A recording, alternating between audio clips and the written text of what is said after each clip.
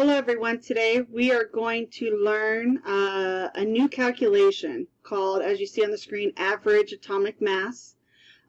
Some periodic tables may even call it average atomic weight, okay? And when you are doing this calculation today, before we start, make sure you have a periodic table in case we need it. And you're definitely going to need a calculator, scientific calculator or graphing calculator, either one, okay? So we first have to look at some terminology of what this calculation involves, okay, and what is atomic average mass. So in another video, we looked at the mass numbers, atomic masses on the periodic table. So for example, magnesium and carbon, you have the isotopes. Every isotopes that those atoms have, it's a weighted average. But the problem is that word average doesn't really mean average in chemistry. I mean, when you take math and someone says, hey, take the average of this, you add up all those numbers and divide by however many numbers you had. Not in chemistry. We add the numbers up, but we don't divide by how many isotopes, okay? So on the periodic table, these decimal numbers, those are called the average atomic mass, average atomic weights, okay? And because we're talking about a weighted average, we are so used to in chemistry in the lab, when we weigh stuff, we use grams on the balance. But because we're talking about weight, we have a unit called AMU. And as you see right here, atomic mass unit. And you know chemistry, we are the king and queens of abbreviation. So atomic mass unit has abbreviation of little lowercase letters, AMU. Okay? So first we need to look at a little bit of terms, little definitions. Okay? So natural abundance. Every element has its own unique percent abundance of those isotopes. So natural abundance refers to the abundance of the isotopes of that chemical element that's found on the planet. We looked at other videos that you may have saw of chlorine has 2 isotopes, carbon, we saw 3 different carbons, but actually has like 14 isotopes. Hydrogen has 3 isotopes. And if you take all those masses up, add them up, and divide by how many, well, that would be an average, a true average, but this is a weighted average. Whoever said with those isotopes of carbon or chlorine or hydrogen that you had the same amount of each one that's found on this planet? Like, for example, before we do a calculation, you really have to understand what I mean by this natural abundance. If chlorine has 2 isotopes, okay, so we'll call it chlorine number 35, and remember this number that's after the symbol. That's not its atomic number. That's the mass number. Okay, so remember this is called isotope notation. So when you write the element with the little hyphen and the number in the back, that's isotope notation. Okay, so the number in back of the name, that's the mass number. And I have this isotope out there in the world, 35 and 37. Now, in the perfect world, it'd be nice. We have half chlorine 35, half chlorine 37. Then that would just be an average. I add those 2 numbers, divide by 2, done. But in the world, there actually is one isotope more dominant than the other. Chlorine 35, 75% of the chlorine out there in the world is that chlorine, that type of chlorine isotope. And only 24% of that chlorine 37 is only of that type of isotope. Okay? So which one is more abundant? Well, there's a difference. I mean, if it was 50%, 50%, you don't have more of one versus the other. So when you're looking at different isotopes, you need to pay attention to its percent abundance, its natural abundance. How much do you actually have of each type? So chlorine 5 is definitely the isotope that's more abundant. And how do you know? Because if you look at the percentage, between these 2 percentages, it does equal 100%. But of the 2 chlorines found in the world, you do have more of 35. Oops, it changed on me. More of chlorine 35 than you have of chlorine 37. You can also write isotope notation. You can always write the symbol, dash, and the mass number in the back too. So more abundant is because it has a higher percent abundance. Okay? And what would be the average of these 2 isotopes? Okay, so what would be the average atomic mass of this? Well, we need to get into some rules on how to calculate that. Okay, so right here you're going to convert. We have 3 steps in order to do this calculation, okay? So in general, when you do any type of average atomic weight, average atomic mass, you need to follow these 3 steps. So very first thing, you're going to take the percent abundance numbers, and you're going to move the decimal. You can also divide by 100. So if you have 24%, you got to get that number out of percent. So like I said, either divide by 100, or because 100 has 2 zeros, you can move the decimal 2 places.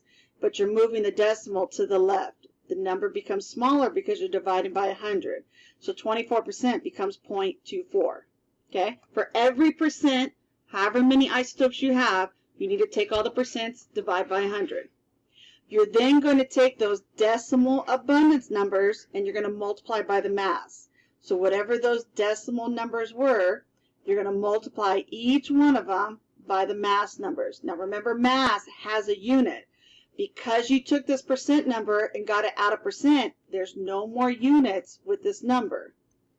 But this mass number has a mass called AMU. So when you multiply a number without units and a number with units, you get the same unit, AMU. When you multiply, they don't have to be the same units. And then for every isotope you have, so chlorine, we have 2 isotopes, then you just add them up from there. That's the only part that makes it part of the actual term average. So once you add those 2 up, you're not going to divide by 2. You just add them up, and that's the answer. Okay? So now let's do this calculation for chlorine. So here's the information that we need. We know we have 2 isotopes. Let's call it isotope number 1, isotope number 2. And the first rule is you're going to take each one of these percents and you're going to get them out of percent. So when you have these numbers percents, you can either 1, divide by 100, or 2, move the decimal 2 places. Okay? So that's 75.77 if I just move that decimal 2 places, because you know the number, the number is going to get smaller. So first, 0.7577. And you keep every sig fig that number had originally. I see 4 sig figs. I'm going to keep my 4 sig figs just because I'm moving the decimal. And I'm going to do that for the other one. So 24% becomes 0.2423%. Now we have no more units when we take that percent off, because taking the percent, dividing by 100%, the percent cancels. The next step is we're going to take each one of these and multiply them by the mass. Now the mass 3537, that's the rounded numbers. These are the true masses. So we're going to take each one of them and multiply them by the mass of each isotope. So 34.97 AMU.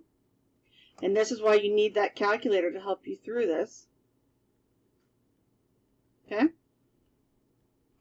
So we're going to plug it in. That first isotope, 0.7577, multiplied by 34.97. And sig figs, when you multiply, I see 4 sig figs here, 4 sig figs here. When you multiply, it's the least sig figs between the numbers. So I'm going to keep my answer 4. Now, when you're doing this, you do not think about rounding to the very end of that answer. Okay, this is not my answer. This is just the answer to this part.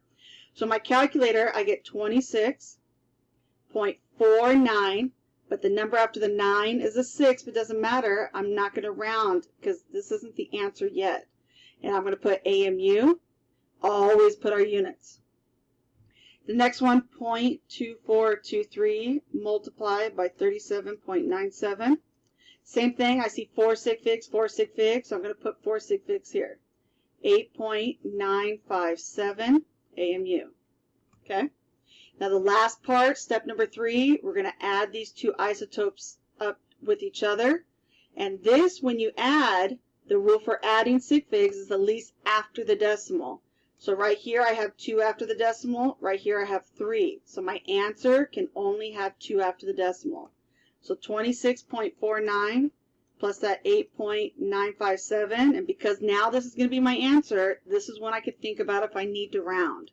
So I'm going to get 35.447, but because I can only have 2 after the decimal, I'm going to take that 4 and round it up because the number after it's a 7. Every number has a unit. Number, unit, chemical. Okay? Always chant that when you're doing calculation. Number, unit, chemical. When I mean by chemical, I'm talking about the symbol. And if you notice on the periodic table, there's the average that's listed on the periodic table, and it's pretty close. If we had more sig figs we could list our answer, I bet we'd probably get that 4.4527. Let's do a couple of the examples. When you do each example, pause the video and then try it yourself, and then check your work and answer. Students always get excited when they get the right answer, and that's awesome because you know you're doing something right. But the work, when you do the problem for the work is always more points than an answer. So make sure when you check your answers that you're checking the work is right, not just that the answer is right. Okay? All right. Oops, my camera's moving on me. All right, here we go. So we got gallium problem number 1, and it has 2 natural isotopes.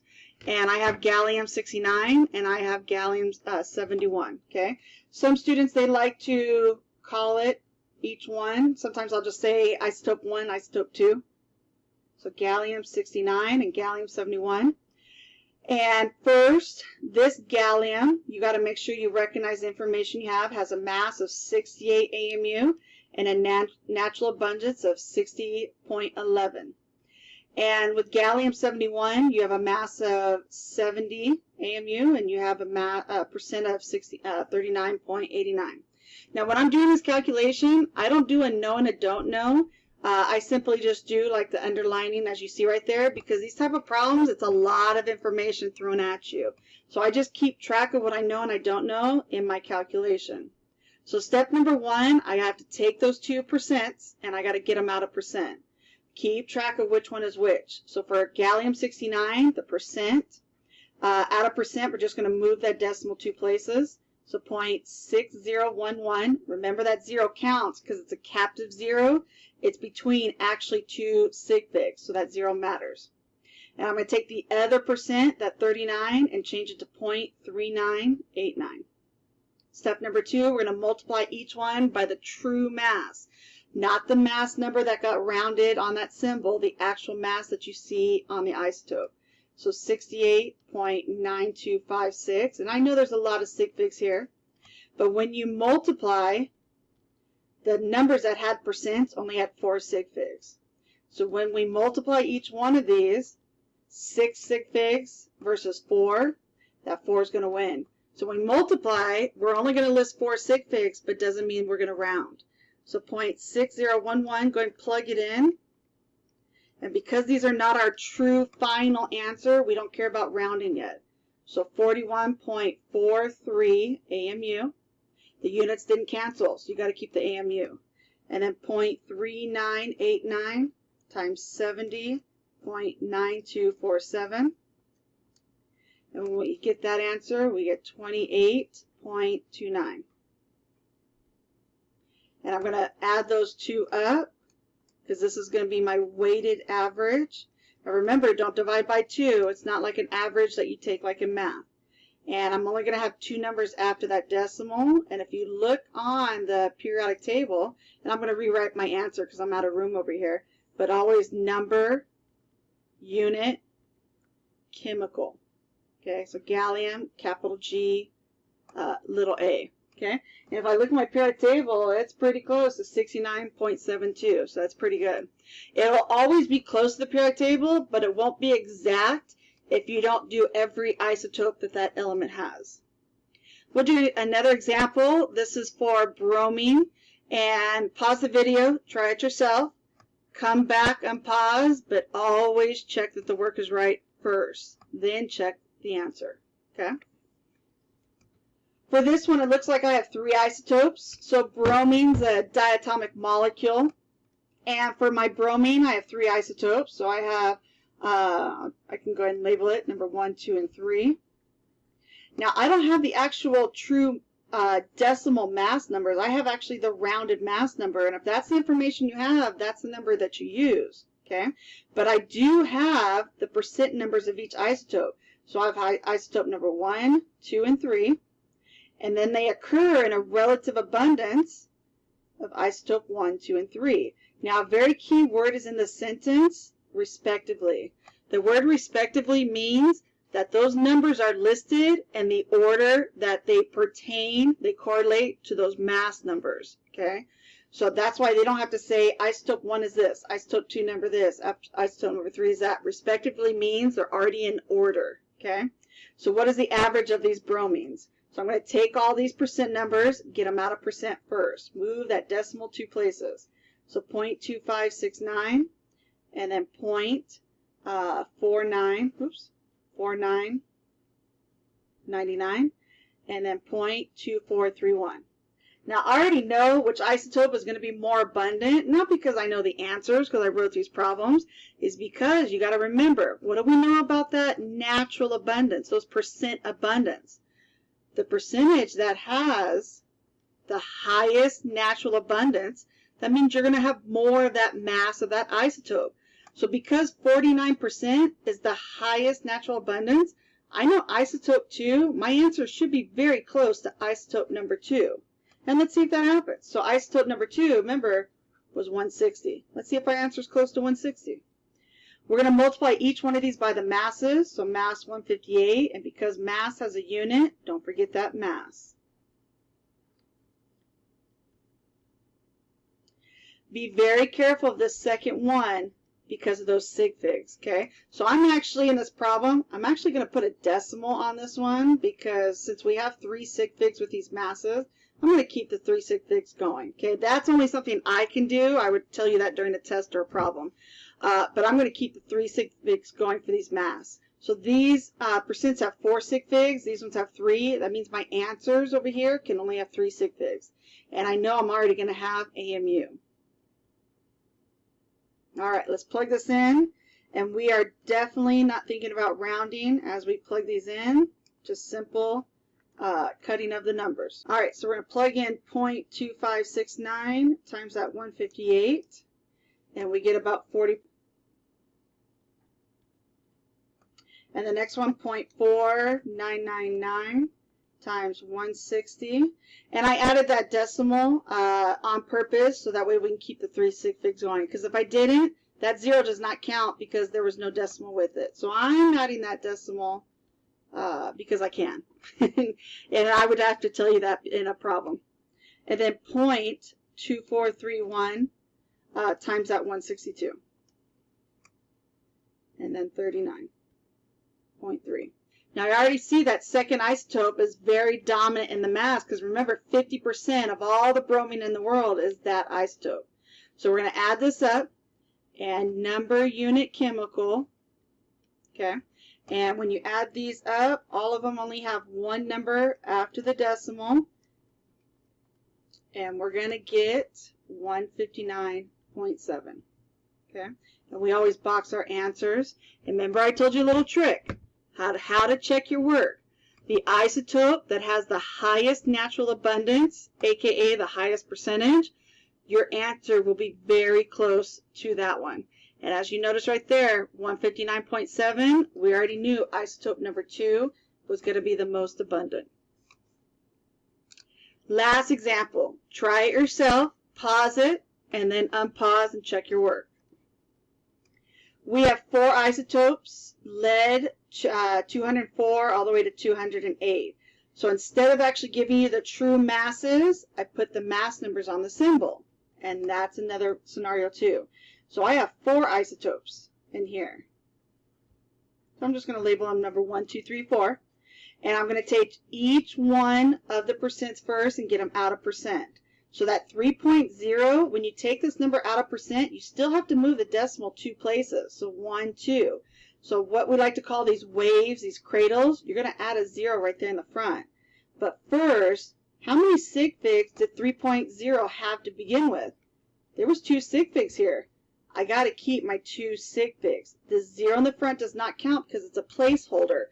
The 0 in the back is significant because the rule for zeros in the back is it has to follow a sig fig and it has to contain the decimal. So there are my 2 sig figs right there. And I'm going to multiply this, 204. I'm going to multiply each one by the mass. I'm going to take number 2 and that 0.24, and we're going to multiply by that 206 AMU. And the third one, we're going to take our 20 and a point.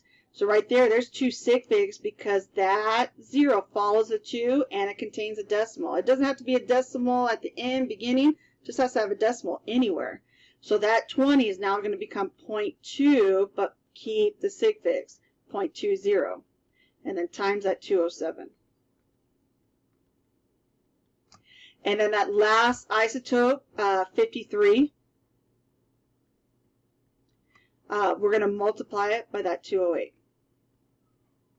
Okay, so if you notice in here, all of our masses have 3 sig figs, but all of our percent abundance, they all have 2. So our answers over here will only have 2 sig figs. Okay, now let's see if we can figure out which isotope is the dominating most abundant isotope, and it's the one with the highest percentage. So even though we have 4 isotopes, isotope for lead 208, highest percent abundance, highest natural abundance, our answer is probably going to be pretty close to that 208. Okay, 207, 208, still going to be very close to it.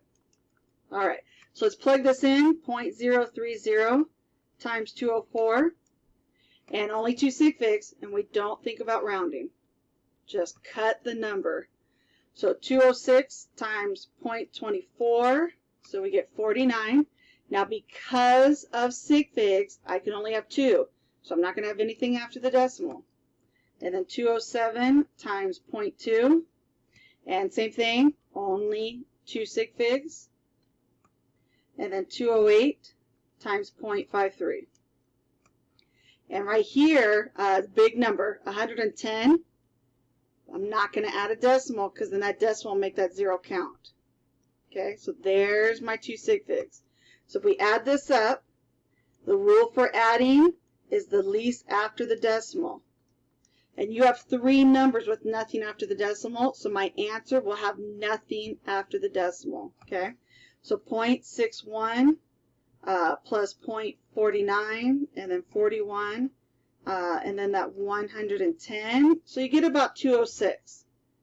And we knew our answer was going to be close to 208. It's not exact, okay, but it is going to be close to that percent abundance.